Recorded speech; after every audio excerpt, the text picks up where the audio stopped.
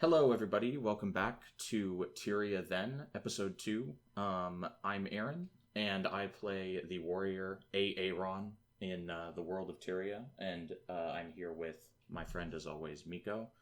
Miko, who do you play in? I play the ranger Miko Riel Perfect. in the world of Tyria, and we're running around stomping things. Awesome, yes. So why don't you start out and give us a brief recap of what we did in Guild Wars Prophecies for Episode 1 of Tyria Then. So in Episode 1, we played through the prologue, which takes, in game time, it takes place over one day. We played for a couple hours, and we played through pre-searing, which is the tutorial area, and we got to learn what was happening in the Kingdom of Ascalon right before the charr launched a ritual that basically obliterated, or decimated, I should say, the Kingdom of Ascalon. And that raises a good point that I wanted to touch on from the previous episode. We brought up all these creatures like the charr, and my cat is rubbing on my microphone. Get off the desk, please. But we brought up all these. Speaking of cats, we brought up all these enemies like charr and Grawl, and I don't know if we talked about gargoyles, but gargoyles are a thing, right? Mm-hmm. And Guild Wars is a game that has kind of a unique bestiary in comparison to other fantasy games, and we didn't really describe for people like what these enemies are. I think we talked a little bit about what a scale is in Yes. Guild Wars, but we didn't really go over what is a charr, right? I'll probably show one on the screen here if I'm ambitious enough in my video editing. Mm-hmm. But Miko, describe a charr for us. The charr basically looks like a big cat on two legs with a big head and some teeth that like to kind of, the underbite kind of pops up. And they've got horns. And they've got horns. Yes, they look like big angry cats. Yeah. Or lions. You know, it's sort of very feline looking, but of a very mean, we can kill you by just, spitting on you kind of look on their faces. They are brown, generally, in color. They've got manes, they've got claws, and in the world of Guild Wars in Tyria, they can wield the elements. So they're not just, you'll see charr that are not just warriors like the player characters, but they'll also be elementalists, they'll also be mesmers, so they can wield the same sort of profession skills that the player characters wield, because we're all part of Tyria and can wield that magic. Yeah, and they run around on 2 feet. And then in Guild Wars 1, exclusively on 2 feet. In Guild Wars 2, we get some 4-legged running animations for the charr. Yes. Mm-hmm. Between the 2 games, they kind of ironed out what they wanted for the charr a little more clearly. In Guild Wars 1, they're up until Eye of the North anyway, so for the purposes of what we're playing now, Prophecies, they're kind of just like brutish, beastly creatures. Like, they're huge. They're like 3 times the size of a person. When you see these enemies, you cannot fathom how Ascalon held out against these monstrous beasts for so long. Like, it would take probably 5 people to bring down one of these if we're being realistic. Right. But luckily we're in an MMO where everything is determined by level, and if I'm level 6 and the charr is level 6, I'm going to win. So that's kind of an overview of what the charr are. And then we saw something we saw a lot of last episode, and a lot more of, I bet, this episode, were the Grawl. And a Grawl is sort of... It's hard to describe what exactly these are. They're like ape people, I guess. Mm-hmm. They're sort of like great ape-like, but... And they make like cow noises. And they hop around. Yeah. They kind of skip to move, which is weird. Yeah, they're in little. Guild Wars. They're little. They're like small. They're like human sized too. They're like smaller than what like an ape would be, but they're like little gray gorilla people. Yeah. Really bizarre. Like ArenaNet really came up with some bizarre enemy choices in the Guild Wars franchise, and Grawl are very primitive, and they seem to be subjugated by the charr so far from what we've seen in the game. Like they're constantly working with the charr as like grunts and underlings. So that's kind of what we're talking about with the Grawl. And then did you run into any gargoyles this episode? I don't recall that I did. Oh boy, I ran into so many gargoyles. So gargoyles all over Old Ascalon, the explorable area. I actually ended up I did a little bit of grinding because I needed like stuff, and I grinded some singed gargoyle skulls. Wait, yes, I did fight some of those because I caught some of those that I sold. Yeah, I needed them for a collector. If we haven't talked about what collectors are, they're little NPCs that are dotted all over the explorable areas in Guild Wars, and they ask you for like drops from enemies. Like, you know how in MMORPGs, enemies have like a static thing that they drop often. Yes. Collectors will ask you for these things in Guild Wars, and you can collect them and give them to them, and they'll have like some unique rewards for you. Generally speaking, in terms of like the equipment in the game that's considered good by the player base, all this stuff is very bad. But I'm kind of playing just on my own, not like doing a hardcore dedicated Iron Man sort of thing, but I'm not trading with people, right? I'm not engaging in the market economics of the MMO landscape. So when I see a hammer at a collector that does 13 to 20 damage and does plus 20% against charr, and my current hammer does 7 to 10 damage with no modifiers, I'm going to farm up some gargoyle skulls and try to grab it. Right. So that was one thing I had to do. Yep. And I think one of the things, sorry, I didn't mean to cut you off there. Oh, go for it. I just wanted to point out that collectors and the economy, the trading, there is no auction house in Guild Wars 1, so it was basically player-to-player direct trading. Yeah. That happened, and you could find them in outposts and cities, people advertising in like the map chat to trade. And that's how you would exchange items or exchange anything that you really wanted to buy that you couldn't get yourself or that you had a lot of and wanted to sell. Yeah, very old school style trading in Guild Wars. So no auction house, no trading post, just like original RuneScape style trading where you walk up to another player and you click trade and it comes up with a trade window. Yep. So a very kind of old school philosophy. Again, this was a 2005 game release, so they're really going for the... Sorry about the cat noise. She's very concerned for some reason about the podcast that we're doing. She needs to calm down a little bit.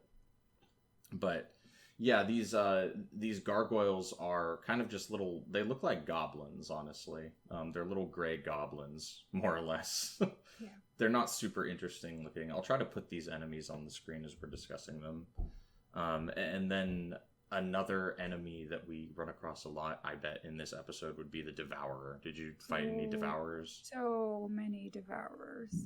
Yeah. Yes. And how do Devourers spawn? They come up out of the ground, and they look like scorpions, basically. Yeah, they look like scorpions on like steroids. They've got two tails, each with a stinger on it, and they can throw stuff at you too. There's Ranger Devourers with ranged attacks, and then there's warrior ones that follow you around. Yep. And there's a Necromancer Devourer that hits you for like 80 damage, which is so much damage when you are level 6. Yes. or whatever the hell I am. So I think I died to Plague Devourers, which is the necromantic variety. A couple times. Yeah. So I kind of was on the struggle bus at the onset of this episode.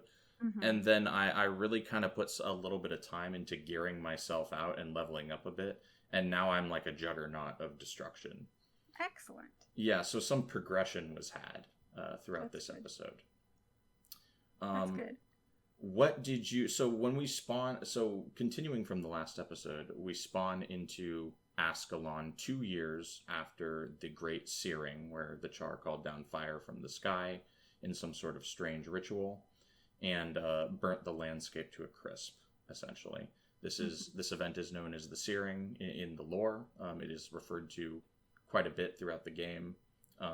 It's an event we are and will continue to be very familiar with. And we spawn into Old Ascalon 2 years later, and we run into Ascalon City. What do you do once you get inside Ascalon City, Miko? So once you are inside of Ascalon City, you are tasked with finding Certitus, who is upset with Prince Rurik because he is loyal to the king. Titus is, and Rurik really wants to basically forge some sort of alliance with the Crichtons for the survival of Ascalon against the Charr. And Adalbern, the king, is kind of not having it. He's just wanting to roll on with his own Ascalonian strength. He's proud. He's very proud, and he doesn't want the help, and he doesn't trust the Crichtons, because the Crichtons and the Ascalonians were at war for a long time, and so he just doesn't trust them. Yeah, so we get a little bit of background information about the previous wars between the Crichtons and the Ascalonians, Kryta being a separate human nation to the west? Yeah. Yep. And King Adalbern, the current king of Ascalon, I'll put a picture of him up here if I can remember to. If I don't, rest in peace, Adalbern's portrait. But he's kind of a stick in the mud. He's it's an archetype, I think, the stick in the mud king who's dedicated to kind of tradition in the old ways and doesn't want to. And the young upstart heir to the throne. The much more progressive heir to the throne. Yeah, totally. And that's who this Prince Rurik character is that we met a little bit in the first episode, and then I don't think I played with him at all this episode. I think I saw him walking out of the Crichton ambassadors camp, and I never saw him again. Mm-hmm. But first, we have to talk to Certitus, who has gained a promotion. He is now War Master Titus. Yes, I saw that. And he's also gained an eye patch and spiky shoulder armor. And he's also kind of an asshole. Yeah, now. Pretty much. I found some of his dialogue very funny just because of my character's name. He goes, "Do you know why King Adalbern trusts me, Aaron?"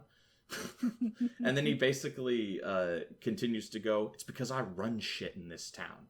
Anything that happens in this town goes through me." Right? He's kind of he gets a little full of himself here. Yeah.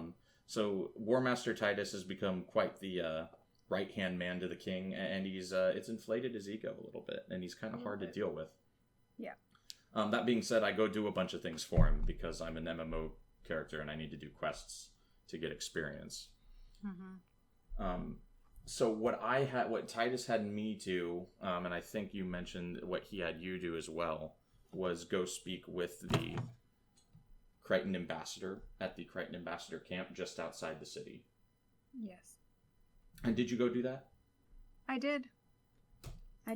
And he tasks you with bringing along Alicia to heal you. So she is a monk henchman that I always referred to when I first started playing this game as AKA the useless healer henchman, because she always ended up standing in the wrong place and dying. I don't know. Yeah, he does recommend we take her with. He's like kind of further tutorializing us a little bit. Yeah. Here's the thing. Alicia saved my ass many times in this playthrough.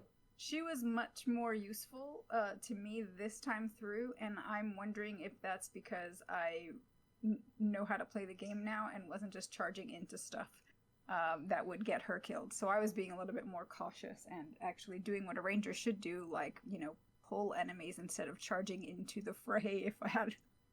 Yeah, if I looking at your map and analyzing an encounter, like seeing, oh, Right. I need to fight this group, but there's a group over there and they're wandering around and they're probably going to run into me while I'm in that fight. So let's Yep. take out that other group first and make the fight Exactly. easier. Yeah, double aggroing in Guild Wars is basically a death sentence. Yes. And mobs don't just stand at one place; they wander around, and they will wander into your fight and join your fight and give you a very bad day. Yes. So you really got to be cognizant of your minimap, cognizant of your aggro bubble, right? Your field of view, vision. And you can really use those tools to make the game a lot easier for yourself in terms of gameplay. Yeah. What do you have on your skill bar in terms of skills for your ranger right now? So right now, I still have Power Shot. I swapped into... Oh my heavens.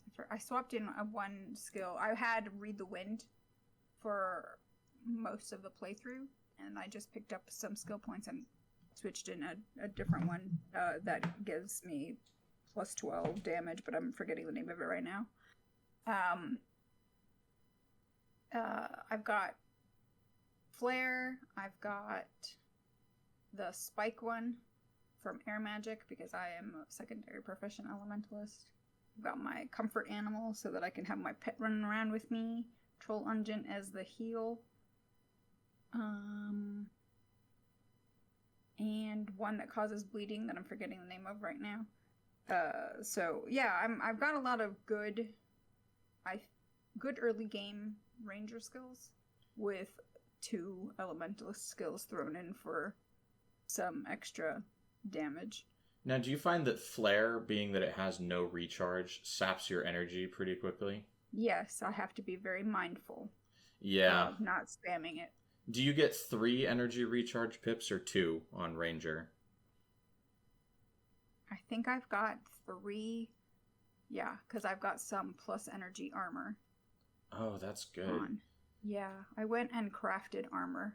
Yeah, the armor is incredibly cheap to craft. Like the Ascalon City armor, it costs like 75 gold and like a couple iron ingots a piece for warriors. I farmed that shit up and made a set so fast because I was still in starter armor and I desperately needed to defend myself. Yeah, I was in starter and some collector armor coming out of pre-searing, so I went and crafted a whole set of the Ascalon City armor. And that has helped.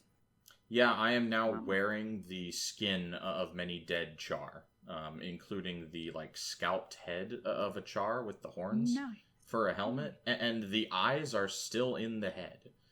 That is a bit creepy. It's a pretty gnarly looking helmet. Yeah, my character is absolutely terrifying to behold. But I didn't have that until like the end of my playthrough. I think right before I did Fort Rannoch, I got the final piece. But yeah, when I'm doing these initial quests for War Master Titus, I'm in like starter gear still, and I'm having a bad time because I don't really have any attacks still, and I'm saving my money for armor. So the only skills I can get are from doing quests, but I have to do the quests with no skills. It's kind of a bad time. Yeah, it's a little bit of a bad time, but I powered through it. So I headed over to the Crichton Ambassador camp as well, and I had a little chit-chat with a man named Ambassador Zane. He's in a very fancy outfit. It's like white and gold. And he has a few things to say. What did Ambassador Zane have to chit-chat with you about? He is trying to get into the city to address the Ascalonians, but Adalberon won't let him in. So he's basically, some of the side quests that he sends you on are trying to get the people of Ascalon to trust him. So he's asking for your help to make his time in Ascalon a little bit easier. So his army are encamped out in Regent Valley. So there's a side quest that kicks you over to Regent Valley so that you can take out a bandit that is kind of harassing his troops. Now, did you do that for him? I did. I did a couple of of the side quests that he gave, just because I wanted. Well, one of them had some skill rewards. Yeah, the him wanting to hunt down a bandit had skill rewards that did not apply to me in any way, so I told him no, I'm not going to do that. Yeah, that one, the bandit quest, didn't have any skill rewards for me, so I just went out and took out the bandit because why not? And free XP. Yeah, that's pretty much it. And the other one, where he wanted you to go into Ascalon City and take some supplies to the woman who's running the orphanage for the children whose parents were slain in the searing. That one gave me 2 skills, Lava Font and Penetrating Attack. So I swapped Penetrating Attack in because that one has armor piercing damage on it. Now, who did you get that quest from? From not Adelburn, from Zane, helping the people of Ascalon. Is that one? Is that the one where he wanted us to go deliver supplies? Yes. Okay, I did do that one, and I believe I got a couple skills from that one. So now I've got a few skills on my bar, but I think one of them was Wild Blow, which is a terrible skill. Right. It always results in a critical hit, but you lose all your adrenaline, and I kind of need adrenaline to hit my hammer bash. So, sure. Not feeling Wild Blow. I deleted it very quickly from my skill bar. Yes. And Ambassador Zane kind of says some weird things as well. He says the term "unseen ones preserve you." Unseen ones, yes. And this is the first time we start hearing that phrase. Yeah, and he says he represents a group called the White Mantle. Mm-hmm. And we don't really know what that is right now, but he's dressed in all white with some gold trim, so I assume that he's in White Mantle uniform. Yep. And there's a man standing near Ambassador Zane named Witness Rastin. Did you talk with him? I did. And he gave me a side quest called Rastin's Ritual, and he wants you to go and find an artisan who's like 20 feet away. Well, he's a bit away. He's on the other side of like a canyon that has a bunch of stone elementals in it. Yes, that was annoying. And we don't really need to describe to the listener what a stone elemental is. Like it's exactly what you're envisioning. Right, exactly. Yes. And I was telling Aaron during the week that while I was doing my playthrough, I ran into that good old friend called Rubber Banding in Guild Wars 1, and so when I was fighting the stone elementals on this quest, my character and my little henchmen were just bouncing all over the place, and I was like, I really wish I could be in one place so that I could just finish taking out these stupid stone elementals. Yeah, I rubber banded as well when I was leaving Ascalon City. The portal did not portal me. I just ran out into the unloaded explorable area because I was rubber banding on the sign back in the city. For those of you who don't know what rubber banding is, it was a thing that happened a lot in Guild Wars 1 where you would get caught on something collision-wise. But your character would keep running on your end of the internet connection, but on the game's end, you were just running in place into whatever you'd collided with. And you kind of just had to wait to be bounced back to where you were so you could unstick yourself. Yep. And sometimes you just never would, and you'd just disconnect. Which did happen to me at one point in this playthrough. I did have a disconnection during a mission, which was a panic moment, because if you disconnect during a mission and you cannot reconnect, you have to start over the next time you log in. So luckily I was able to get back in, but it took me back to those days where I would disconnect during a mission. Now, you're right, Witness Rastin wants us to go see an artisan for ritual materials because he says that the dead are restless in Old Ascalon. And he wants to cleanse and consecrate the land and put the souls of those who've been killed at ease. And that's really interesting. Like, I'm like, this sounds fascinating. And if this were a Guild Wars 2 quest, this would be like a multi-stage dynamic event, right? Where you go get materials, and then another event where you defend him during the ritual, and so on and so forth. In this game, you literally go get him a bundle of ritual materials and you give it to him and he says, "Thanks, I'll do the ritual off screen." Yeah. Thanks, I'll do that later. Yeah, it's like, okay, thanks. Yeah, you're like, I guess, yeah, I guess you're gonna do that ritual, bud, and you leave. But what I thought was interesting about this quest is that it takes you to one of those weird material traders that are just in explorable areas. Yes. This is a thing in Guild Wars 1, is throughout explorable areas, they scattered like material traders for crafting materials. And I don't really know what the purpose of these is, because every major city has a materials trader. I don't know if the ones in explorable areas have like discounts or something, but they never seemed really worth it for me to like exit an area and fight your way through mobs to buy some rare materials that you could just buy in town anyway. Right. I suppose they could have been helpful if you hadn't reached a certain town where the material traders were present, but they do become quite prevalent, especially later on in the game. I feel like I can't remember finding the material trader in Ascalon City this early in, but he's gotta be there. There might not be a rare material trader in Ascalon City, but there is in Lion's Arch. So yeah, I mean, maybe if you're like new, right, and you don't have access to Lion's Arch or Draknar's Forge, you'll like go out into Old Ascalon and buy some ink and parchment. Right. I don't know. But there's no need for rare materials when you're low level. Like, no armor crafting demanded rare materials of me. Nope. So it's just kind of it's one of those things that ArenaNet put in the game, and I don't think they thought it through all the way. They just thought this would be fun.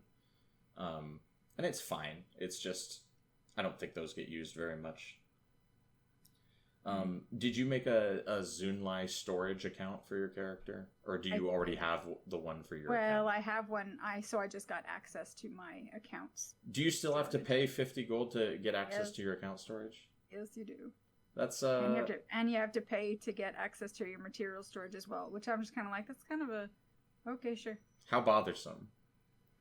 But I suppose, like, I mean, it maybe canonically, like, why would your character have access to this already? Right. So, yeah. I mean, fine. Yeah, and I talked to the Zunlai agent a bit, because they're standing up on a hill in Ascalon City, and there's a couple of boxes next to them, and it's the banking system for the game. You buy your player bank from the Zunlai agents, and you use the Zunlai storage chest to access your bank. And the Zunlai agent says that their storage is made possible by, quote, ancient magics.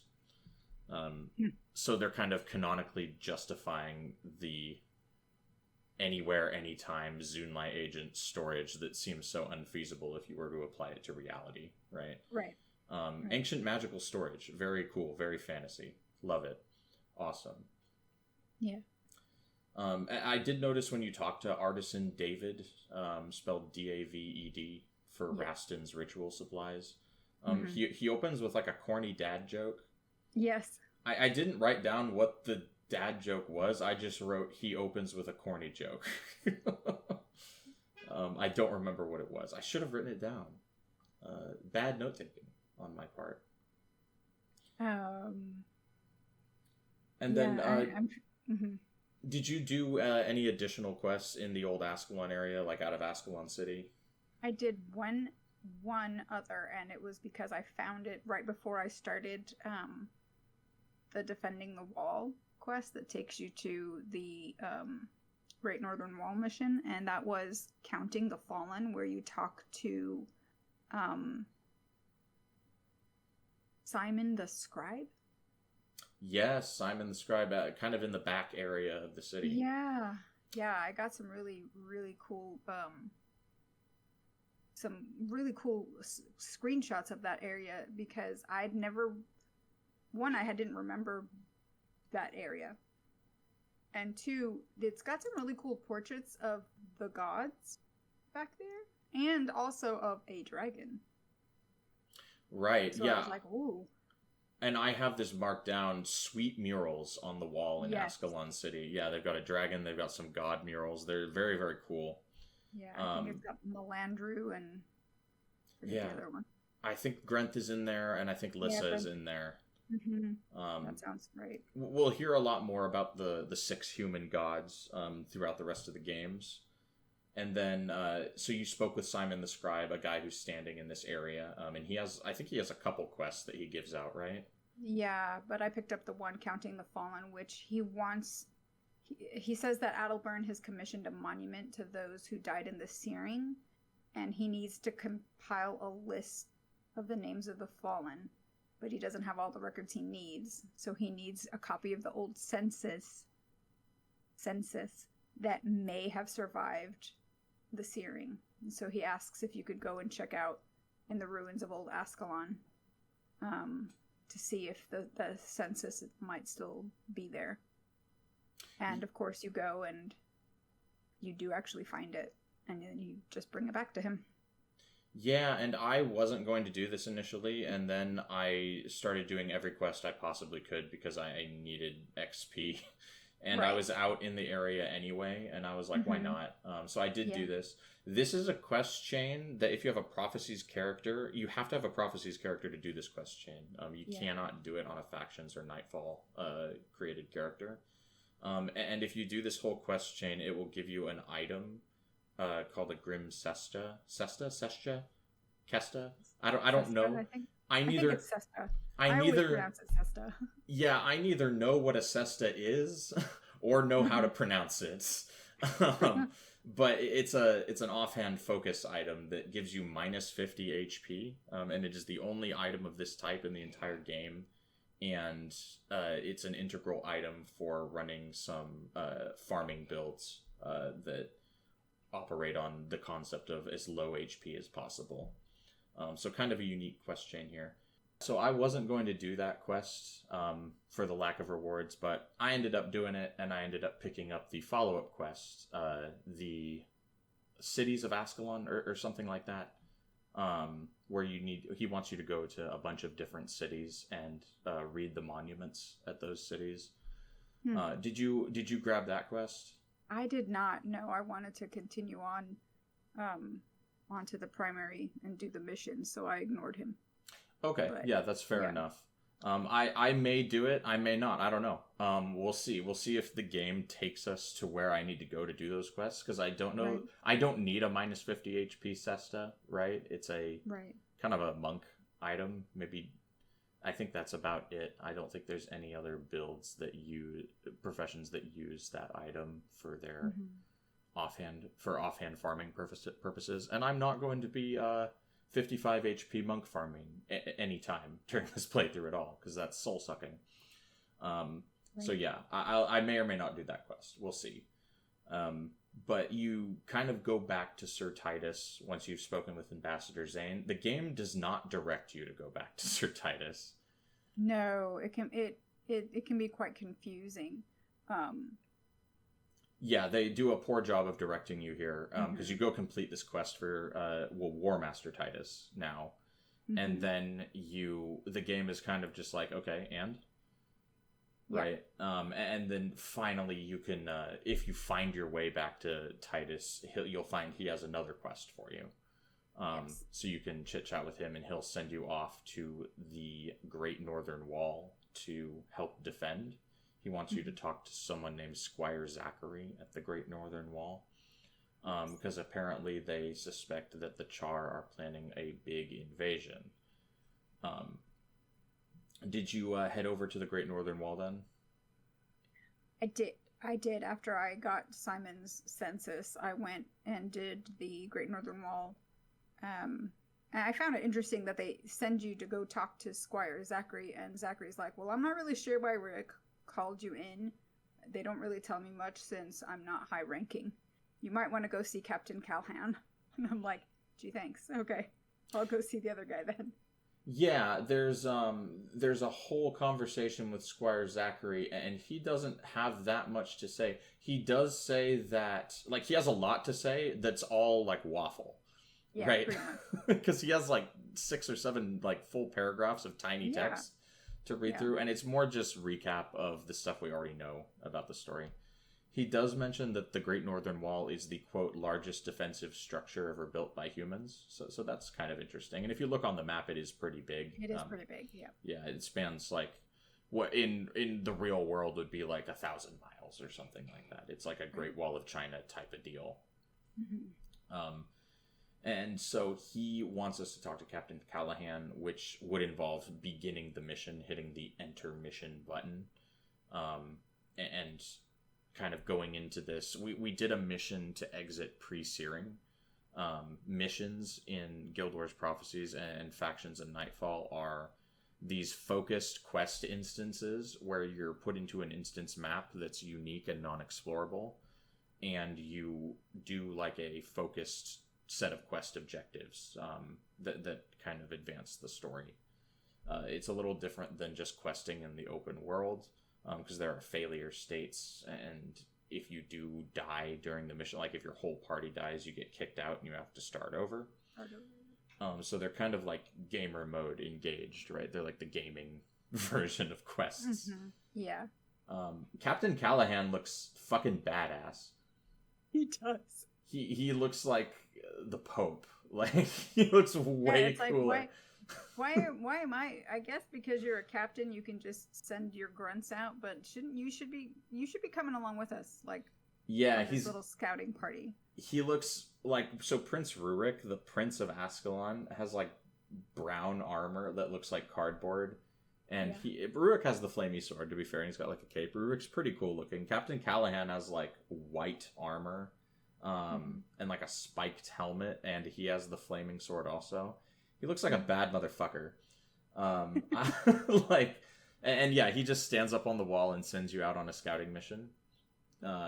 And again, there's more Grawl in this mission, and they seem to be subservient to the Charr. And I have enslaved ? In my notes, because it's not super clear. And did you see any Moa birds in this mission? I did, and I was like, why didn't I bring my charm animal skill with me? Yeah, because you have a full account unlocked, so you have access to the menagerie, don't you? Mm-hmm. Yeah. So and Moas are pretty good, pets, but I was like, well, I'll keep my little Melandru stalker, who I did name in this for this playthrough. And since I've forgotten so much about the game, I named my little Melandru stalker Amnesia. That's a good pet name, I feel like. Yeah. I feel like that's in the A tier for pet names. I mean, there's so much that I still am realizing that I have forgotten. It's pretty amusing. So feels good that Amnesia is coming along with me. Exactly. You and your pet are fighting your way out of it together. That's right. And this mission has a bonus objective, yes, which the pre-searing mission I don't think does. So we're brand new to the idea of bonus objectives. Did you do the bonus objective?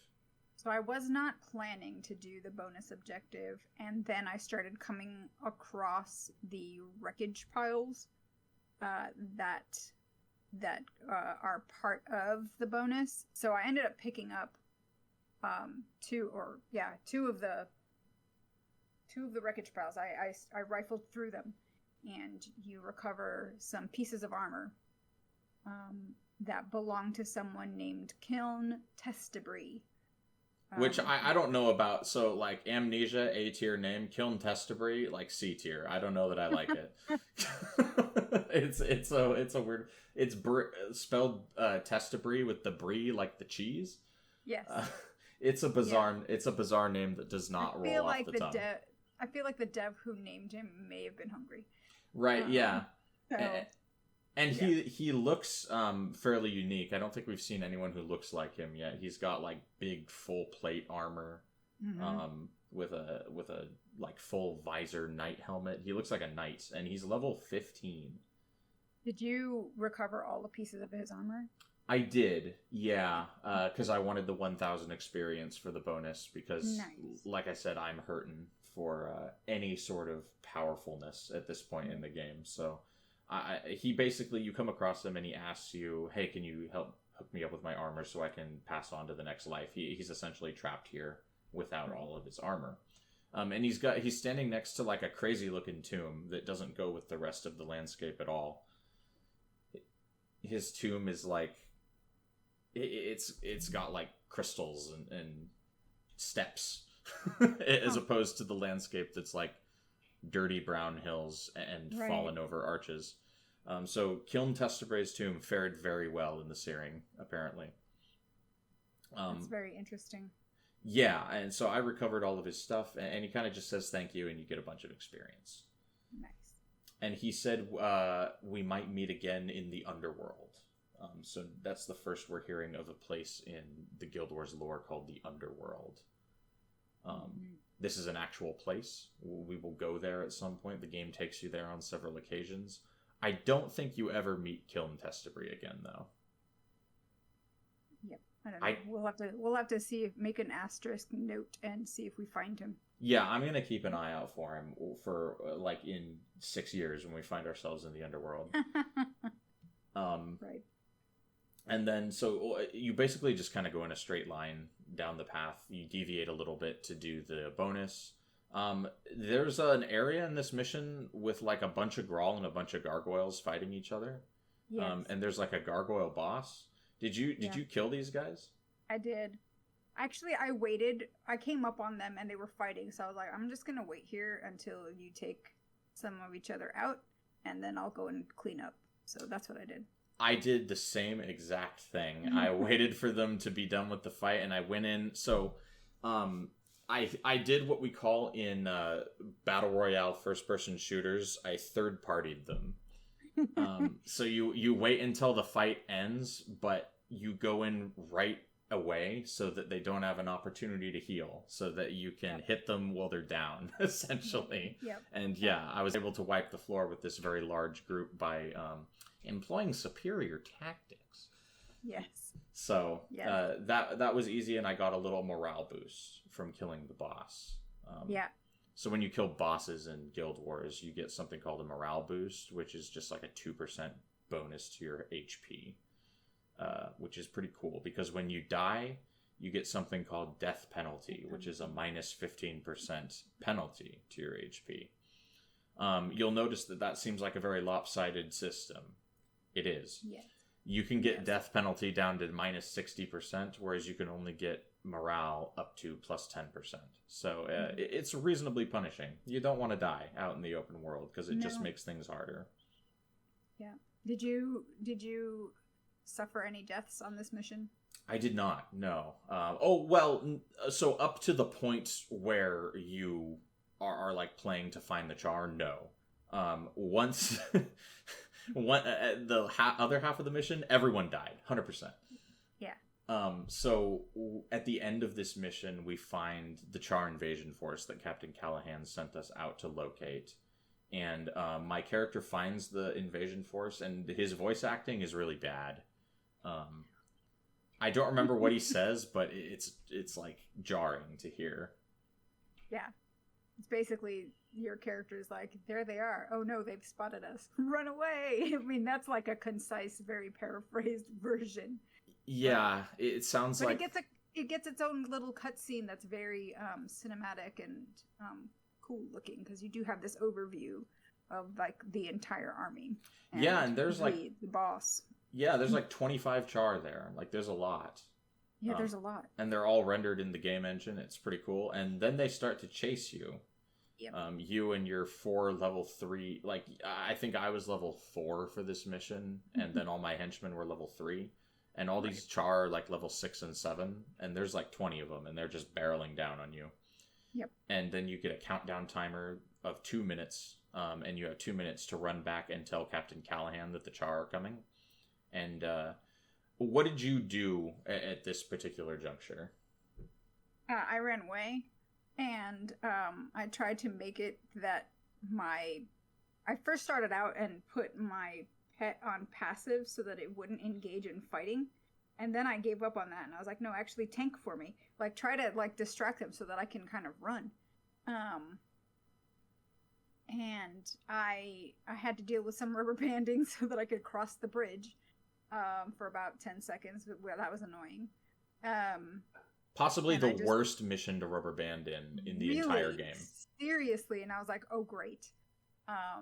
So my henchmen all died, but it didn't matter because you get a little pop-up notice tutorial And it tells you it doesn't matter so long as one person makes it back to Captain Callahan, the mission will be a success.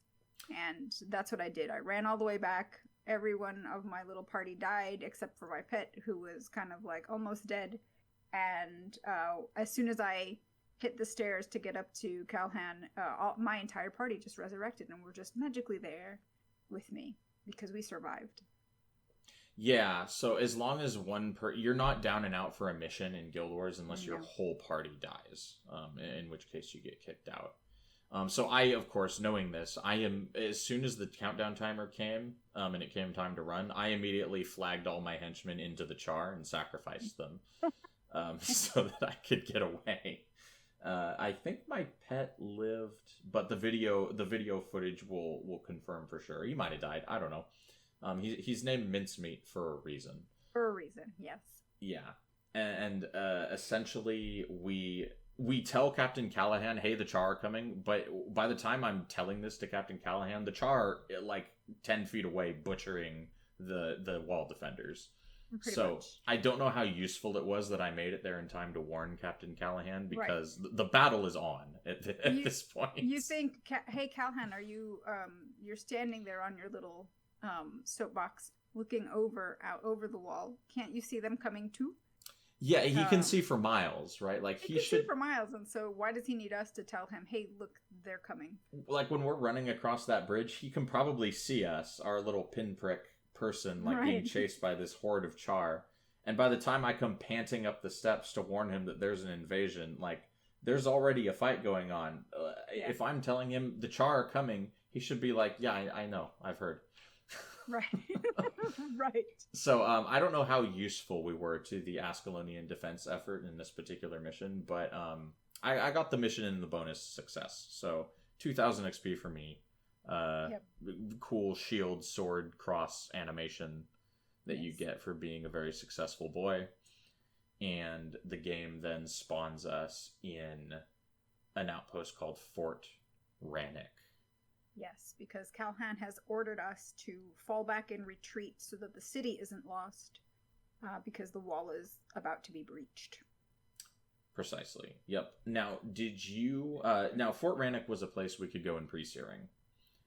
Mm-hmm. Did you go to Fort Rurik in pre-searing at all? I did not. I was outside of it and never did find my way there for, I forget what reason. I think I wanted to just finish the playthrough so that we could get the main story under our belt and record the episode. But I did remember where it was, so I was like, oh yeah, Fort Rurik, that place that was cool looking in pre-searing.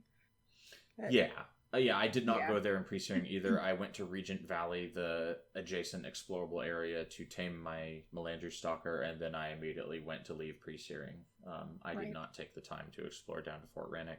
So luckily, this mission just spawns us there, and we can get. Did you go out into Regent Valley to do any of those quests? No, not this time. I went straight into Fort Rurik and was like, mission time. Let's keep going. Let's push back the army and retake the wall. Okay, so you're like Adelburn needs me. Yeah, yes, I was a good Ascalonian little, Yeah, you feel the urgency of the situation, and you respond in kind. Aaron does not do this. Aaron gets to Fort Rurik and says, I'm going to go do some quests. There you go. So I immediately teleported back to Ascalon and did what I like to call, what I've dubbed the bootlicker quest for War Master Titus. Right. There's apparently scavengers in Old Ascalon picking up things from like a ruined battlefield. And War Master Titus is like, that's the property of the Ascalonian king's army. They can't have that stuff. You have to go kick them out. Which is like the most bootlicker activity that I can think of. I don't want to do this, but he's got like skill rewards for it. So right. So it incentivizes you to go and. Yeah, I put my like internal affairs suit on and I go out to talk. Did you do this quest? I did not. This quest is really good. Oh yeah. So I go out and talk to this scavenger guy who's scavenging things in Old Ascalon. And it's not really a combat quest. You chit-chat with this dude, and it's basically a dialogue mini game where it's a dialogue like where you like, hey man, you really gotta stop taking this stuff. It's the property of the army.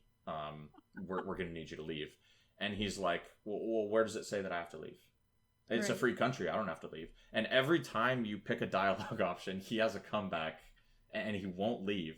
But you can't like pick a dialogue that will put you into combat with him, so you can't just kill him. You have to convince him to leave. That's interesting. Yeah, and the solution ends up being offering like, hey, well, I'll scavenge this stuff with you. And he's like, I don't want to share my scavenging with you. I'm going to go somewhere else. And then he wanders off. Yeah, so I sat there like banging my head against this guy's dialogue it's reverse psychology. Yeah, you literally have to reverse psychology him into leaving his scavenging, and then and then you can come back and tell Titus that you booted the scavengers out. So that was probably the most interesting quest I did. Mm-hmm. And then before I did Fort Rand, I went into Regent Valley and did a few quests there. Regent Valley, very uninteresting explorable area. Like, I would give Old Ascalon the explorable area like an 8 out of 10. It's pretty good. It has a lot of quests. It has a lot of different stuff going on. I would give Regent Valley like a 4 out of 10. Did you run into spiders out in Regent Valley? Because that's what I remember about Regent Valley, and I can't remember if that's pre-searing or post-searing Regent Valley. Pre-searing spiders, yeah. I don't like them. Yeah, so in pre-searing Regent Valley, there's a whole section that's just like spiders that shoot you with like poison. Yes, they're annoying. Yeah, it's miserable, and we'll get to indulge in that frivolity again when we get to the Maguma jungle. Oh yes, where the spiders are now like level 18. Yes, so can take you out if you're not careful. Yeah, so that'll be good fun. But yeah, 0 out of 10 for Regent Valley questing. Utterly uninteresting. I went to King's Watch, which is where kings get crowned in Ascalon, apparently. And I killed some charr there. Yeah, they're everywhere. Yeah, there's a lot of gaps in the wall due to the searing where they can pour through. So there's several different quests where you can go kill charr for people. And then I have a note here that's all caps and bolded that says "Fuck Master Ranger Nente." Did you? Why? What did he do to you? Did you talk with Master Ranger Nente in Old Ascalon? I did not. No, I have not found him. But apparently I haven't been looking around very well. What did he make you upset about? So this is sort of a tale of two quests. There's one quest that you do for a guy to bring new recruits to gate guard Hollis at the gate to the breach. I think that's a quest for War Master Grast, who's standing right outside of Ascalon City. And so that gives you these 3 recruits that'll follow you around. They will not fight. They just follow you around. Yeah, and they're like the Gwen of post-searing, apparently, then. Yeah, they just stand there and watch while you do all the heavy lifting. So I'm taking these guys over to Hollis, and I run into Master Ranger Nente, and he's got a quest. He's like, do you want to help me go track down this charr? And I'm like, sure, that sounds good. I didn't know he was immediately going to be like, okay, let's go. And he starts running off to track this charr, and I'm like, oh, fuck. Now I gotta bring the gate guard recruits who don't help along while me and Nente track this charr, and he's just going. Like, he doesn't care. He's got a mission and he's on it. So I'm dragging these recruits around while I'm following Master Ranger Nente, killing everything for him, while he takes me from little star objective to star objective, and all he has to say at each one is, it looks like they went this way. And so then we continue. Right, because he's tracking them, and you're like, thanks. And then here's what made me write this note down, is when you finally get to the group of charr that you're tracking, he's like, okay, we found him. You go kill them. And he just stands there behind me while I go fight the charr. So he's a ranger, but really he's just a tracker. Yeah, I'm like, brother, this was your mission. Like, I'm here to do this with you. And he does not fight these charr with you. He says, there they are. Go kill them for me. And then you... Yeah, so you do, son. Exactly. Yeah, he kind of sicks you on them, and so I do that all the while with my new recruits in tow, who are like level 2, and don't fight. And don't help. Yeah, and I do that, and then I have to haul them all the way back up to the breach to turn them over to Gate Guard Hollis. And part of the whole quest with the recruits is, oh, they don't have weapons and armor now. They'll get them when we get them to Piken Square, which is a town like in the wall. Yeah. But their models are fully armored with like swords and shields. Like these. Maybe they do. Oops! I just smucked my cat with her food bowl. Maybe they are, in following you around, they have to basically observe.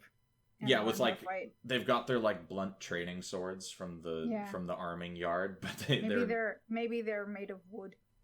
Yeah, exactly. That's that has to be it. Right. I did do quite a few quests, but the only other quest I think that merits mentioning was, did you go to Sardelic Sanitarium in Old Ascalon? I did. I have a note about that I'm glad you brought it up, because Sardelic Sanitarium was in pre-searing Ashford Abbey. Yes. Which was kind of cool, and it was like where you went in to get to the Ascalon catacombs. But now it is a sanitarium for those who are basically trying to recover from the searing. Yes, and what did you do in Sardelac Sanitarium? I basically used it as an outpost, and so that I could travel into and be like, "Hey, I can use a shortcut onto my other quest." Yeah, it's right. It's right by the Regent Valley portal. Yeah. What did you do in there? So there is a shrine to Dwayna in there, and the statue is like crumbled. It's like on the floor. It's broken. But you you kneel to it? Yes, you can kneel at it, and an avatar of Dwayna will spawn. Dwayna being the human god of... they're just the gods in Guild Wars 1, because you only play as humans in Guild Wars 1. In Guild Wars 2, there's like 80 bajillion races, and they all have different religions. But Dwayna is the human god of like monks. So she, like healing, and I think water elementalists worship Dwayna. But mainly monks, healing magic, stuff like that. She's the blue one, right? She is the blue one, yeah. If we're gonna color code our gods and goddesses by their corresponding like portfolio, she's the blue god, right? Because of her armor. Let's make that clear.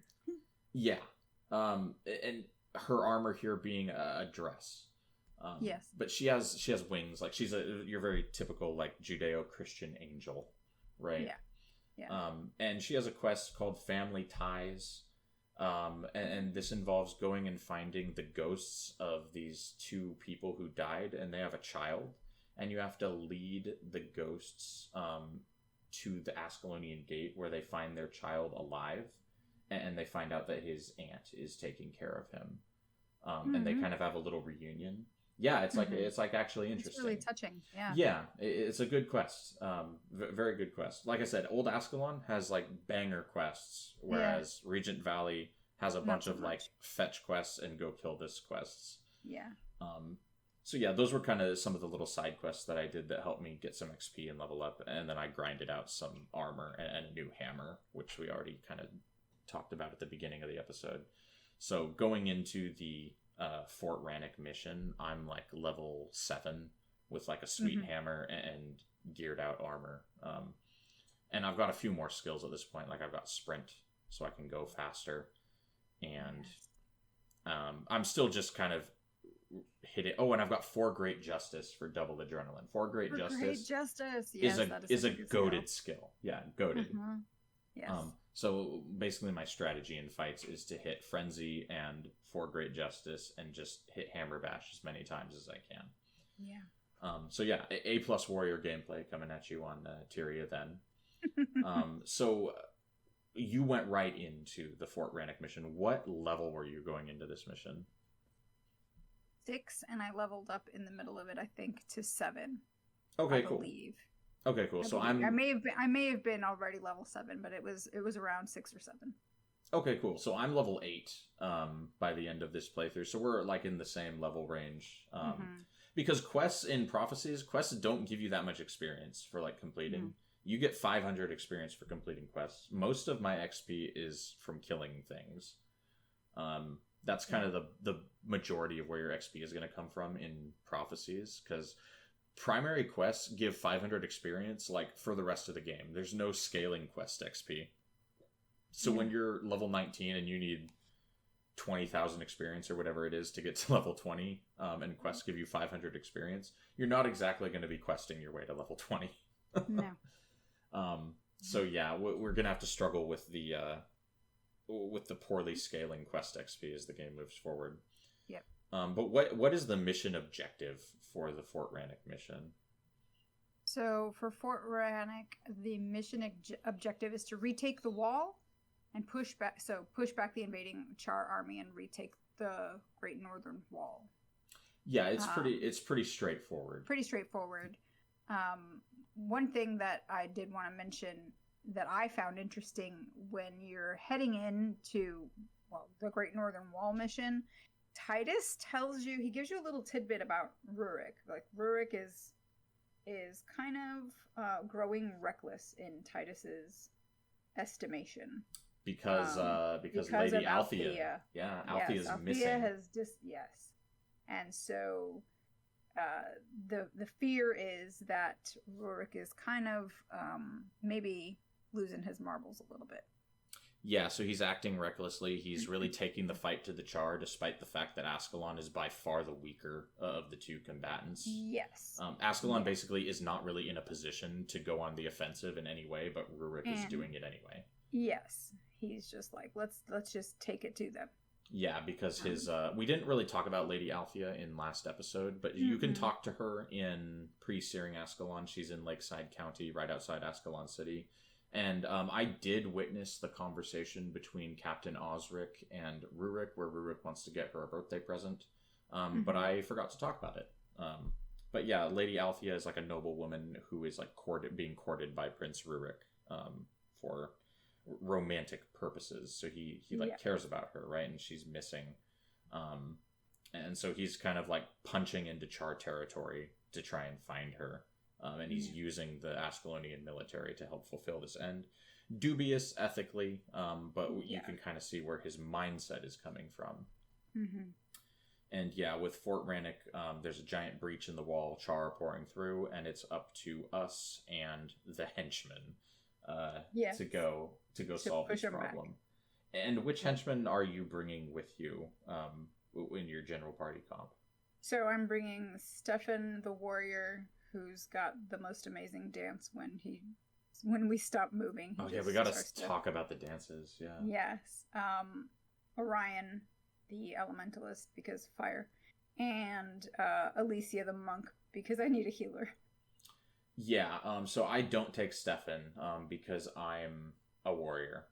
So I take Alicia and I take Orion, and I take Reyna, the archer henchman, who you don't need because you are her. Right. And did you talk to the henchmen in town at all? No, I did not. They all have... They have... And this is, again, another thing that I've forgotten. I forget that they have dialogue. Yeah, they don't have anything particularly interesting to say, except for Orion, who's just like, have you heard about how awesome I am? Everyone's heard of me. I'm Orion. I'm famous. So Orion's kind of a character. Everybody else is kind of bland. But so have you seen their kind of one-liners that they do when you're out adventuring with them? Yeah. So I had Alicia Alicia is stone cold. I had Alicia say, when you stare into the face of Grenth, tell them who sent you. Holy shit. That's coming from the healer henchman? That's ice cold. Yeah. I mean, she's got head tattoos, right? So she's clearly kind of a badass. Yeah, she's clearly like been around the block a little bit. So Alicia, the healer henchman, not one to be fucked with. Apparently, pretty much. She will send you to the next life with extreme prejudice. So when we start the Fort Rannick mission, did you see the NPC in the mission that has a quest marker over his head? Yeah, Saberlin. Well, so not just Saberlin, but there's another NPC right at the beginning of the mission that will give you just a quest that you can go do in Old Ascalon after the mission. Oh, no, I didn't see him. Who was that? So I of course didn't write his name down. But you picked. I Up the believe quest. I believe his name is Gurn, if I remember correctly. Okay. He's a guy named Gurn, and you go talk to him, and he says, "Hey, can you go tell my wife that I'm not dead?" No, Which is kind of a good thing. It seems like a noble cause that I can engage Sure. in. Yeah, so I did that after this mission. I went over to Ascalon City, and you just exit the portal, and she's right there, and you just say, "Hey, Gurn's not dead," and she's like, "Awesome! I was wondering." So the reason that's interesting is because I can't think of another instance in the entire game where you can get a completable quest in a mission. Yeah. I don't think I've ever encountered that mission, probably because I've never actually paid attention and just ran in and was like, let's go get the charr. And I've done Fort Rannoch 100 times, probably not 100 times, I've probably done it like 6 times. And I've never noticed this guy before. That's funny. Yeah, so I don't know if he's always there or if it's like a random chance for him to be there. Because Guild Wars is one of those old school online games where there's a lot of RNG in like how things spawn. And like bosses are RNG spawns in prophecies. So there's a lot of random RNG things in Guild Wars. So I was like, does that guy always spawn there? And you could probably look it up on the wiki and find out, but I was negligent in my research and did not do so. We'll probably figure it out by next episode, or we'll forget and it will be lost to the obscurity of time. Yeah, so the wiki says that he is a reference to a Steve Martin joke. I have not heard this Steve Martin joke. Yeah, me neither. That must be why the quest is just like piss easy and doesn't actually have you do anything. Because you literally you walk out of the Ascalon portal and you let her know. Right. But that must also be why just the general quest itself is funny, because it's in reference to a joke. Because I did find myself just like, this is weird, but strangely amusing. And then what you mentioned about Mr. Armin Saberlin, again, 0 out of 10 on these names of these Ascalonian people. Armin Saberlin. Yes. He wants you for the bonus for the mission. So Armin Saberlin is someone we ran into in episode 1, if I'm not mistaken. He's in Old Ascalon. I think we have to talk to him about a few things. Yeah. I think he's standing near the gate to leave Pre-Searing, right? Yes. Yeah, like he's over by Sir Titus, I want to say. Yeah, he's the one that would send us on to get like our second profession and and the last one to get out of stuff. So he's been around, and you go talk to him when you're exploring the different secondary professions. You can just go back to him and ask him where the trainers are. Yeah, he's like kind of soapbox number 2. Pretty in much. Original Ascalon City next to Sir Titus. So now he's like level 7 or something. So he's been hitting the gym. He's been lifting. He's maybe shot up an anabolic steroid or 2, and he's much stronger now. And he's helping us with the Fort Rannoch mission to defend against the charr. And he's lost his son, hasn't he? Yep. Yes. Yeah, we got to go save Armin Saberlin's son. How easy was it for you to find this guy?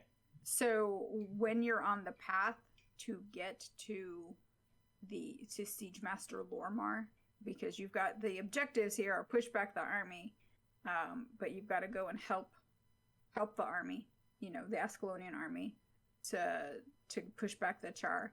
And so while I was on the path trying to like fight my way through some charr that are up on ledges above me that I can't actually run up because Guild Wars 1, I saw his little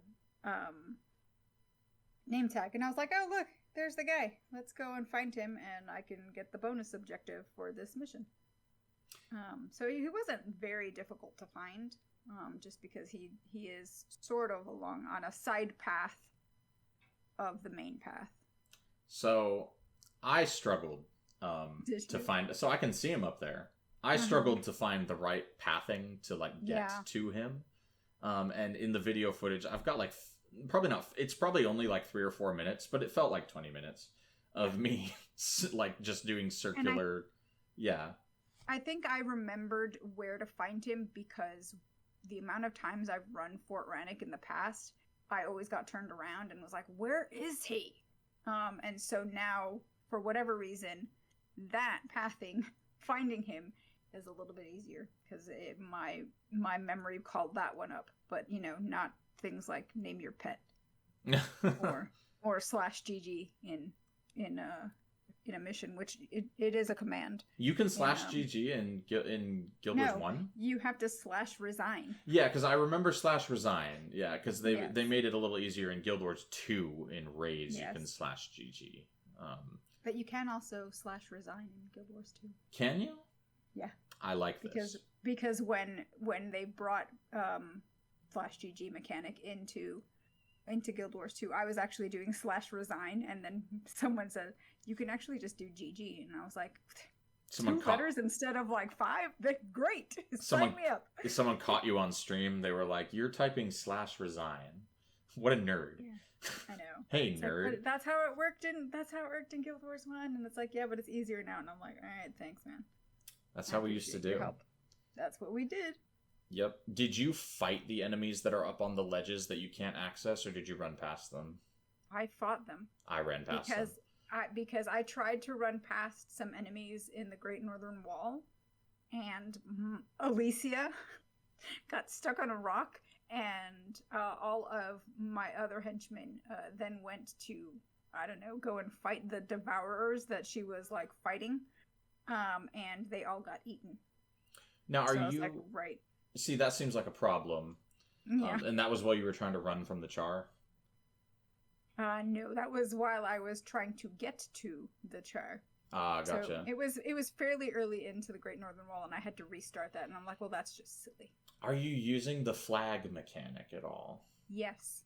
Okay, so she just got, like, legitimately stuck. She just legitimate got stuck on a rock, and I was like, what are you doing back there? Oh, you're all dying. Okay, great.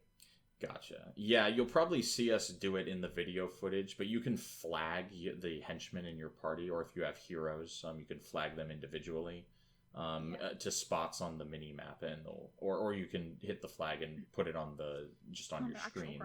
Yeah, and they will go and stay. So you can kind of tell them to sit and stay or go somewhere. Yes. Very like. It might not seem like something you'd need to do, but it's very important if you want to play the game with any level of success. If you're just using henchmen are not very powerful. They do not have full skill bars. They have like 4 or 5 skills. They don't have a full 8. So you really have to get creative with your tactics if you want to succeed using the henchmen. Yeah. And I think I still don't have a full skill bar. I think I'm still missing 1. Okay. So I need to track down some more skills. But yeah, I did manage to find Armin Saberlin's son eventually. I did save him. I think he's guarded by 2 charr overseers that heal each other. Yes, that was annoying. Yeah, that was really fun. I'm finding Hammer Bash very useful against these healers because I can knock them down and then they die pretty quick. And sometimes I get off like a lucky interrupt. Hammer Bash, great skill. It's my only good skill right now, that and 4 Great Justice.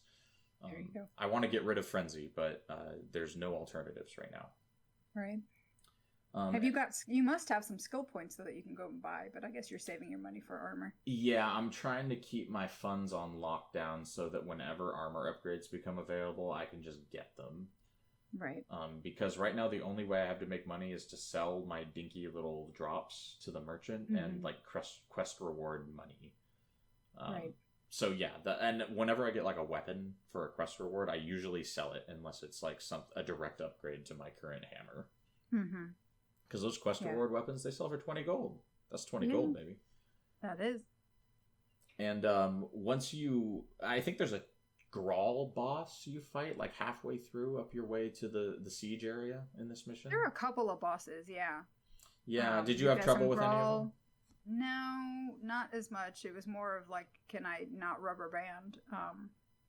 But if I was careful, and pulled any, like if it looked like a good dense kind of mob around them of little cronies, I would just kind of try to pull 1 or 2, and so using that tactic because I didn't want my henchmen to die. Yep. A+. That's what I'm doing as well. I have a longbow in one of my weapon sets. And I'm using that to pull. And then eventually in this mission, after you pretty much just fight stuff until you get to kind of a siege area right up against the northern wall. And there's like 100 charr here. Yes. Maybe not 100, but there's probably like 20. There's a dense mob of them.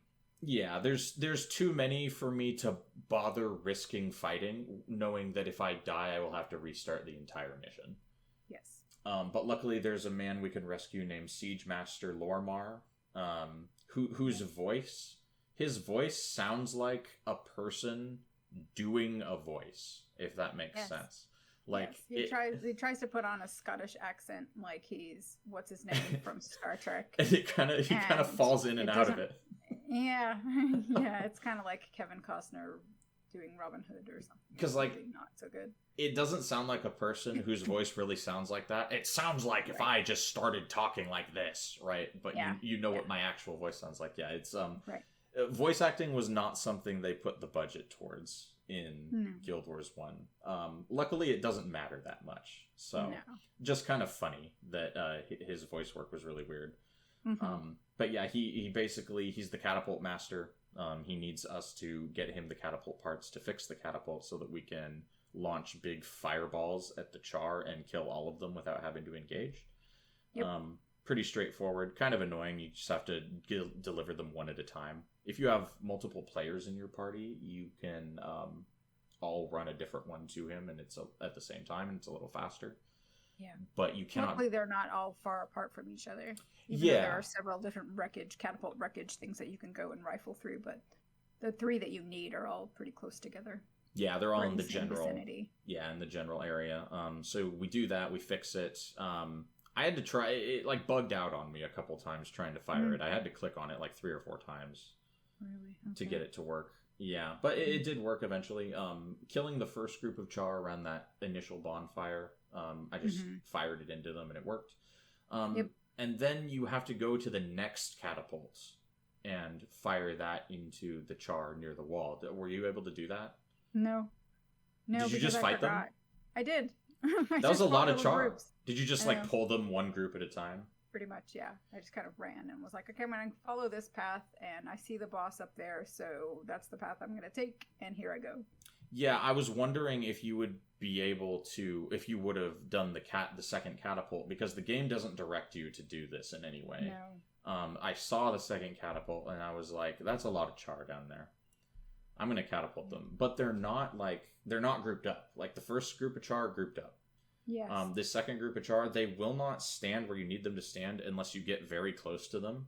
Mm-hmm. You don't have to aggro them, but you have to walk into, like, their general area, and then they will start grouping. And then you have to run all the way back to the second catapult and fire it, and then you can kill them all. Kind of annoying. And I still had to kill a few straggler groups manually. Right. So kind of a weird, wonky ending area to the mission. I think there's a charr boss at the very end you have to fight, right? Yeah, you kind of just take him out. He doesn't take very much to kill, and I got him from, I think, the stairs from far away. I just kind of sent in Stefan and longbowed him. Yeah, as long as you kill the monk. Yeah, as long as you kill the monk healers first. Yep. It's pretty easy. And then that completes the mission, and we get to talk to Prince Rurik in a cutscene. Yes. And Rurik is like, here's where that kind of, he's kind of losing it, and he's becoming sort of tunnel visioned on going after taking the fight to charr comes out. Yeah. A soldier comes up to us and tells us that, so Prince Rurik is like, we'll be taking the fight to the charr from now on, even though, like, as we mentioned earlier, Ascalon is like a battered and broken state. They don't really have the resources to do this. Mm-hmm. And then a soldier comes up and tells us that some prisoners were taken while the charr were retreating. And Prince Rurik decides that we're going to push north into charr territory to get the prisoners back. Right. And that ends the cutscene, and we spawn into an outpost called the Frontier Gate. Yes. And that is where I went back to Old Ascalon and did that quest to tell that dude's wife, and then I logged out of the game. Yeah. In Frontier Gate, what caught my attention is that you've got someone who's shouting little speech bubble lines, and he's called Mirik the Shouter. And he was in Pre-Searing. Mm-hmm. And his name in Pre-Searing was Mirik the Scribe. Yes. And he was at Ashford Abbey. Yes. And so now he is shouting telling everyone to repent of their sins because the prophecy is upon us. I was gonna say, I saw him as well, and I was like, I'm getting like crazy man on the sidewalk with a sign vibes. Yes. And he is, and you know, he is the first NPC that I remember coming across when I first started playing the game, that I was like, what is this guy like? What is his beef? Like, why is he just so bent on, like, what is this prophecy? And he also starts shouting out, you know, to follow Prince Rurik. He is our only salvation, so saith the prophecy. And I'm like, dude, okay, what? And then he tells you that Prince Rurik is doomed. And I'm like, okay, you're getting that escalated quickly. Well, and he's also mixing his messages here. Is he our salvation or is he doomed?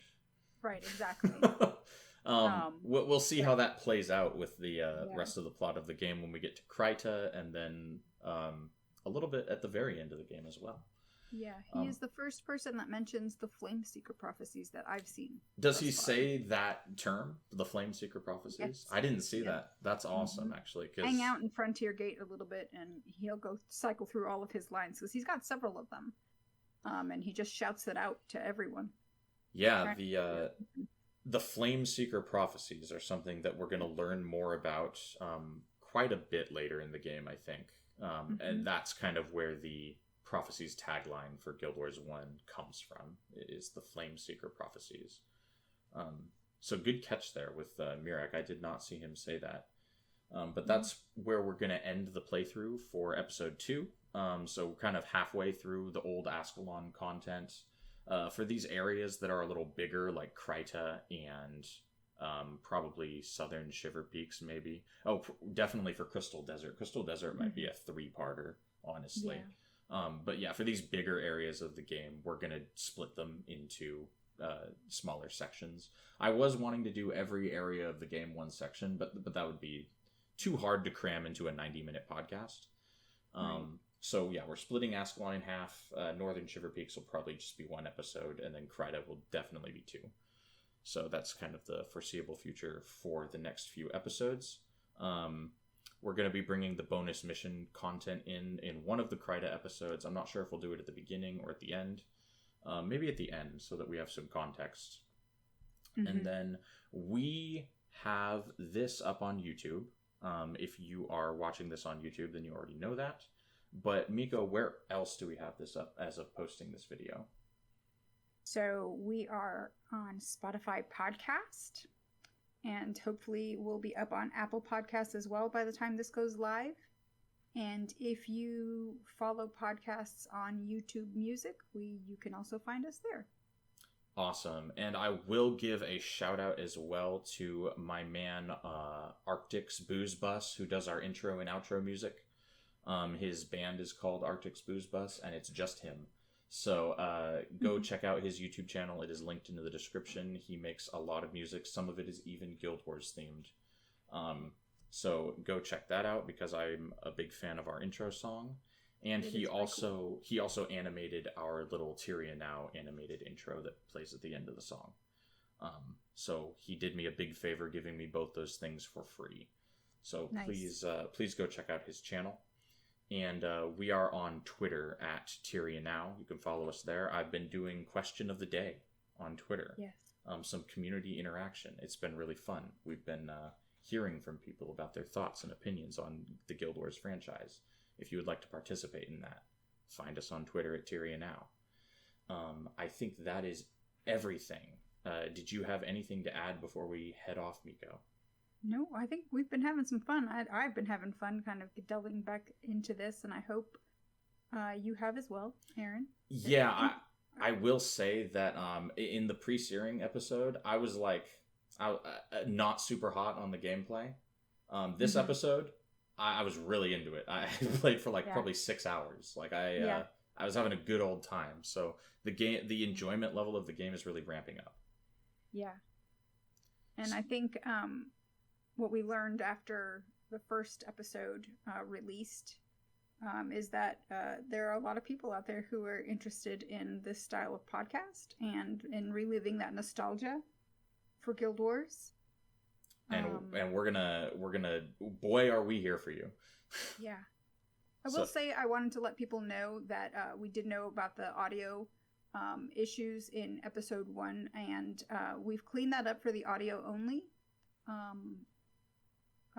version of the podcast that you'll find on the like Spotify and Apple podcasts. The audio has been leveled out. I did that today. But YouTube is not playing as easy to fix the audio now that the video went published. Basically, YouTube screwed with Aaron's lovely edit, so we're trying to work on some fixes, some solutions, but yeah.